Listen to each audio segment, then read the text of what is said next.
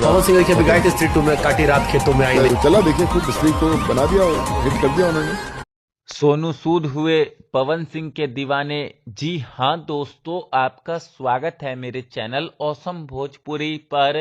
Video को पूरा देखिएगा। वीडियो पसंद आए तो वीडियो को लाइक और चैनल को सब्सक्राइब कीजिएगा।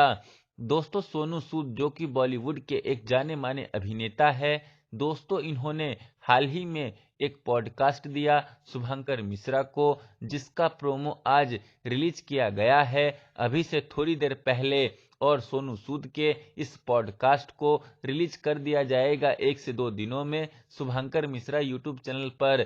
दोस्तों, सोनू सूद के इस पॉडकास्ट में शुभंकर मिश्रा सोनू सूद को बोले कि पवन सिंह अभी स्त्री 2 मूवी में गाए थे, काटी रात मैंने खेतों में तू आई नहीं। तो इस पर सोनू सूद बोले कि खूब चला ये, मैंने देखा, उन्होंने हिट करवा दिया स्त्री 2 मूवी को। दोस्तों, सोनू सूद अपने इस पॉडकास्ट में पवन सिंह की जमकर तारीफ करते हुए नजर आए। और हाँ दोस्तों, ये पवन सिंह के साथ भी काम करने वाले हैं। दरअसल इन्होंने अपने इस पॉडकास्ट में कहा कि भोजपुरी इंडस्ट्री में भी कुछ प्लान चल रहा है काम करने का।